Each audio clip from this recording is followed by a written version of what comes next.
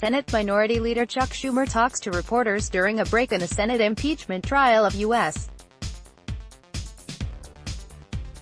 President Donald Trump at the Capitol in Washington on Jan. 21, 2020. ERIN SCHAFF, the New York Times news service. Senate Republicans have blocked Democratic attempts to call witnesses and gather more evidence in U.S. President Donald Trump's impeachment trial as the two sides clashed over the proceedings rules on its acrimonious first day. In a 13-hour session that ended shortly before 2 a.m.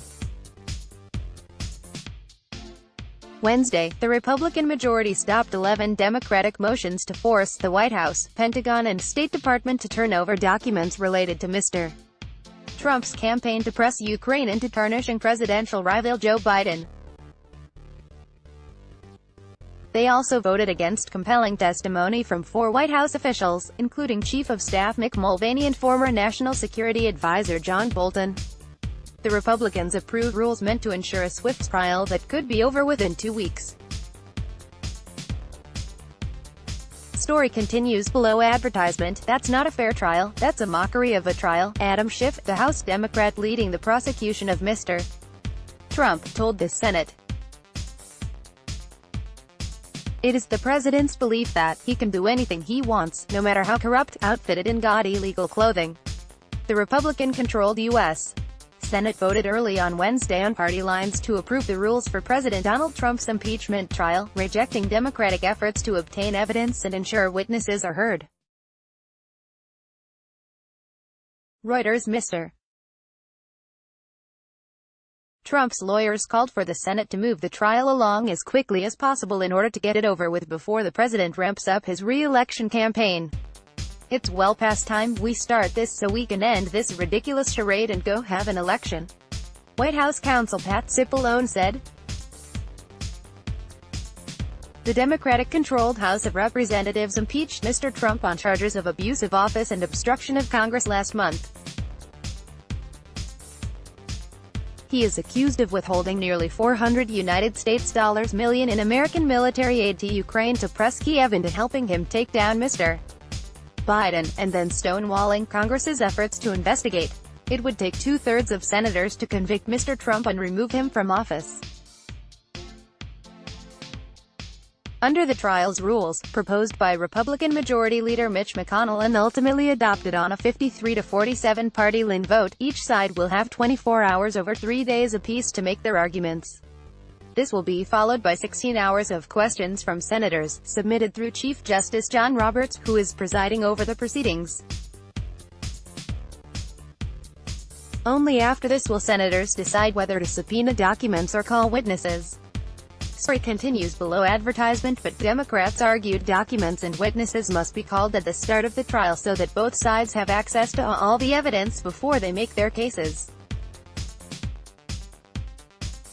Pushing this decision to the end of the trial, when such evidence would be less useful, makes it more likely senators would opt not to seek additional evidence at all, the Democrats contended. Democratic Minority Leader Chuck Schumer moved his motions for documents and witnesses as amendments to Mr. McConnell's rules.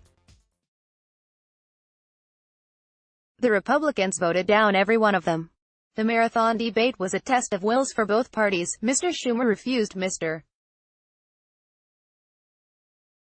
McConnell's request to bundle all of the amendments into a single vote, insisting on a full debate for each measure to allow Democrats to present some of their evidence against the president. Mr. Schumer in turn rebuffed Mr. McConnell's suggestion to adjourn to another day, preferring instead to move the proceedings along as quickly as possible. Zoe Lofgren, a Democratic congresswoman on the prosecution team, pointed to historic precedent. Both previous presidential impeachment trials, Andrew Johnson's in 1868 and Bill Clinton's in 1999, heard from witnesses and reviewed documents. Not a single previous president has categorically refused to cooperate with an impeachment investigation, she said.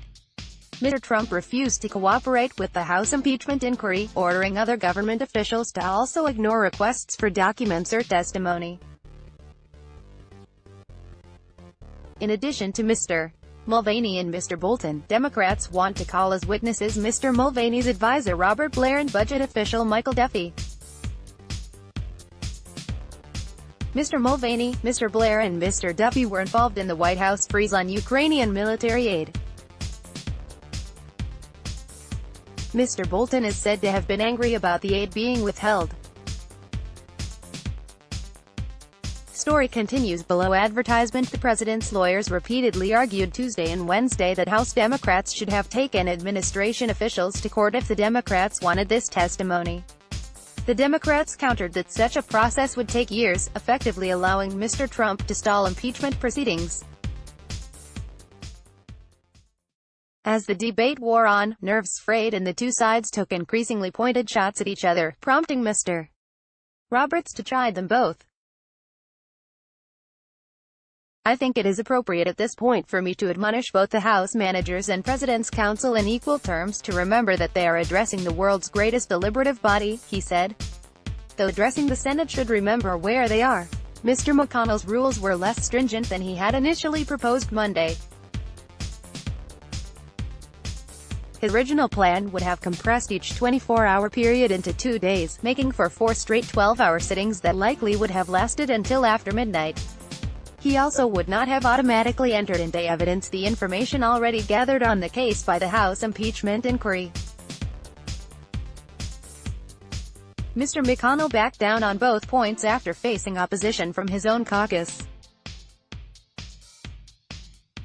Story continues below. Advertisement. And at least one Republican senator said she was likely to vote for witness testimony later in the trial. The Democrats would need 4 Republicans to vote with them to make this happen.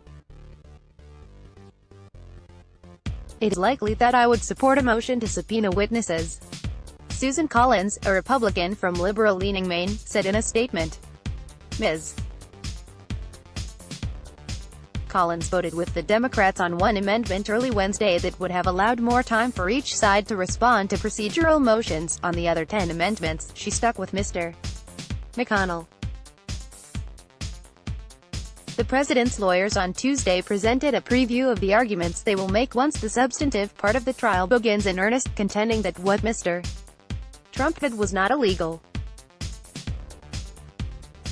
Jay Sekulow, one of his lawyers, referred to the charges as a non-crime allegation of abuse of power and obstruction of Congress. The U.S. Constitution does not spell out what offenses a president can or cannot be impeached for, referring to high crimes and misdemeanors, leaving Congress to decide what exactly those are.